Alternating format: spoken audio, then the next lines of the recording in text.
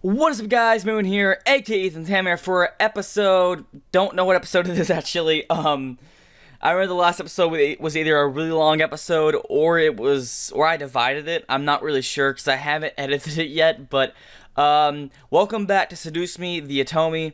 And we just woke up. I remember we passed out because there were the 5 incubi. Succubi is a female incubi.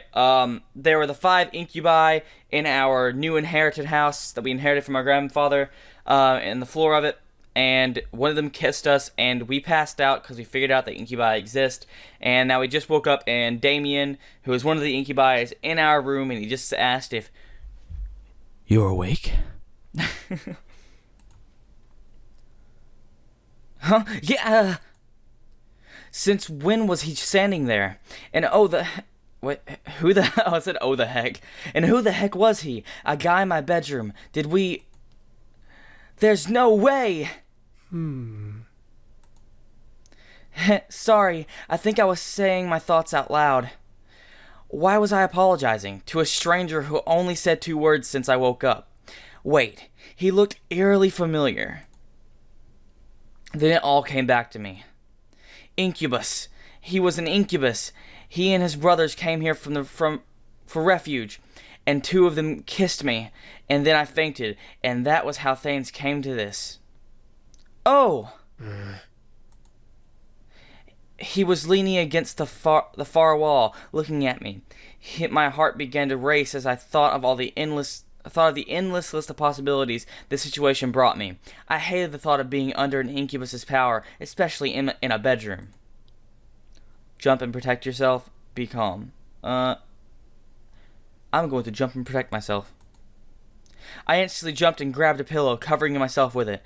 I felt stupid, yes, but who knew what this guy could do? Do your worst this time. I'm prepared. He didn't move. I guess he wasn't going to attack me. Sorry. One thing still concerned me, though. I'm not going to use my powers on you. Huh? How? I can read minds. It's an ability I was born with. Each of us has a different ability, outside of our usual mind-altering powers. Cool. That's actually really neat. That's actually really freaking neat. Great. Even more surprises. I grew even more worried about the situation I was in. I see. How long have I been asleep? For a few hours. It's already gotten quite dark outside. Ah, well, where are the others? My brothers are downstairs, cleaning up the blood from the lobby floor. And making you dinner as an apology. Oh, okay. That's unexpectedly sweet. Oh, it's the least we can do after invading your home, and 2 of us using our powers on you. You've got a point. Right. I had forgotten about that. It still irked me that they had practically taken advantage of me at that moment. Even if they were demons, it was pretty rude to demonstrate their powers by kissing me. I wasn't some kind of human plaything. All this seemed pretty unreal. It was like something out of those romance novels that Naomi sometimes reads, or sometimes read. Wait, that's weird. The novels, okay, out of those romance novels that Naomi sometimes read. Okay, I understand now. Sometimes read. I wish I could have just went back to sleep and forgotten all about this. Maybe I should have just called the police on them. Then I would never have landed myself in this situation. Do you feel well enough to get out of bed? Yeah, I think so. Whoa! Trust me, I won't let you go. His face is hella creepy right now. I'm not so sure about this. I promise. Okay, I trust you. Good. I was speechless. He was carrying me as if I weighed nothing. He was so strong. Thank you. I love this guy. He's cool. Oh yeah, I forgot. It's all right. I'm used to it.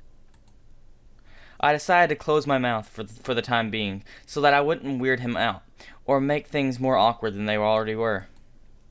Well, he didn't seem to mind carrying me or listening to me talk, so at least things weren't too strange. Damien seemed very quiet and calm about everything, especially with with the situation we were in.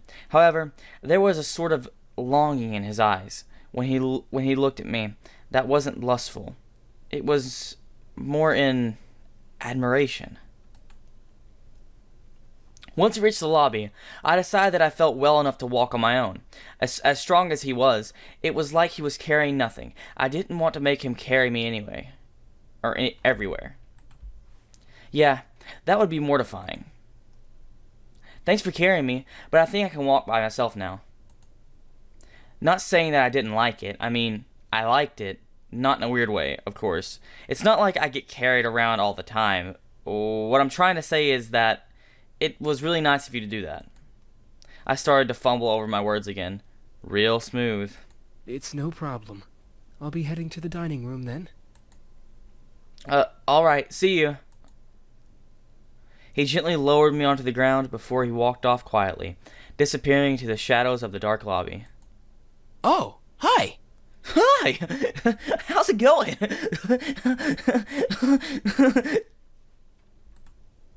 Suddenly, a boy who looked around my age, or possibly younger, bounced up to me. He looked vaguely familiar. Oh, wait.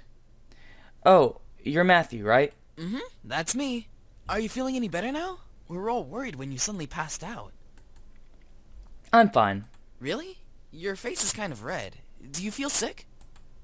No, I'm fine. I'm sure of it.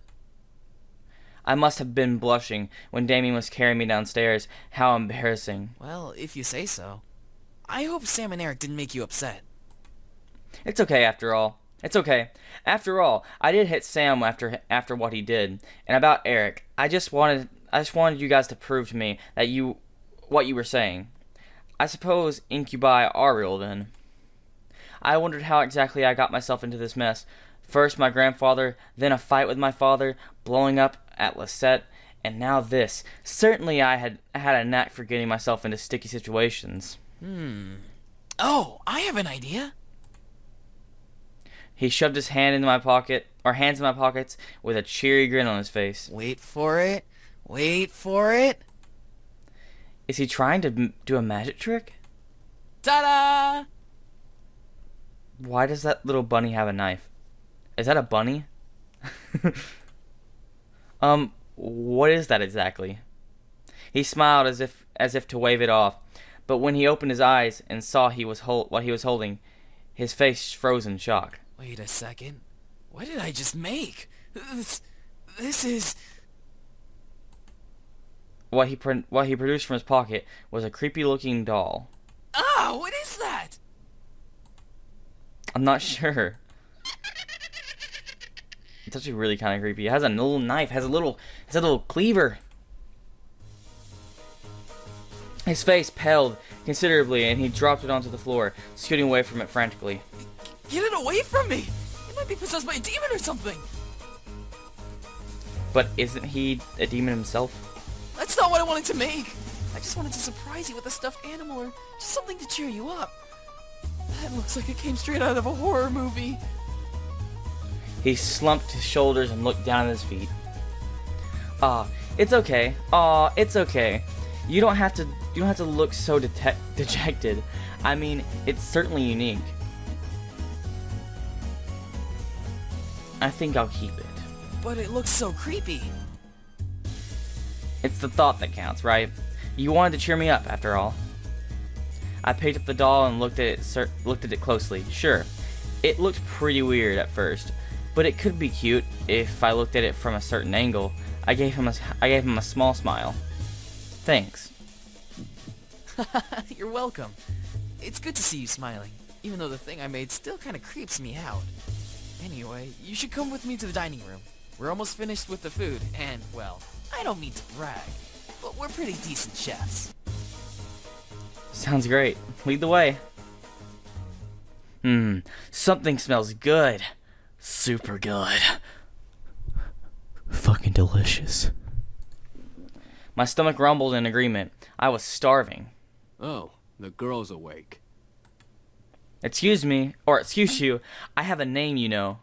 It's Isabel. Should we really care?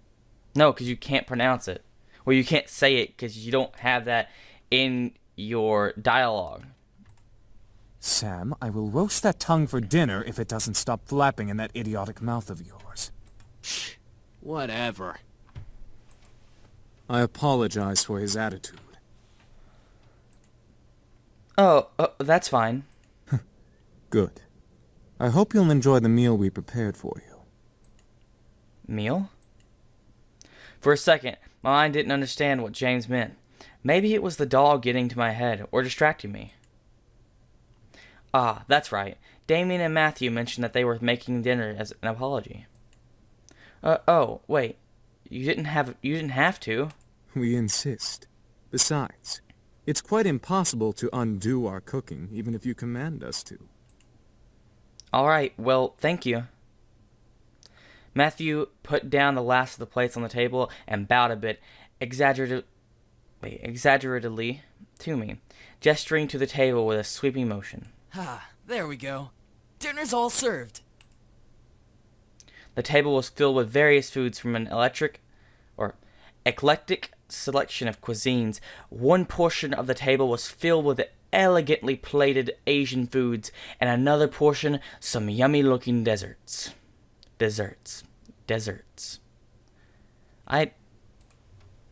And there were yet more and more plates than I could have possibly imagined. Whoa, that's a lot of food, and it all looks so good. We hope you enjoy it, my sweet. What, sweet? Me? That's enough, Eric. You're no fun, James. I don't need to be fun, Eric. Miss, please follow me. I didn't know what came over me, whether it was his politeness or maybe his power, but I couldn't help but take his offered arm. James seemed very kind and intelligent, but aside from that, there was something that set him apart from his other brothers. Not to mention, he didn't really seem to hold much appreciation for them. Miss, I have to ask, why do you live alone? Oh, well, it's kind of a long story. I'm all ears if you wish to tell.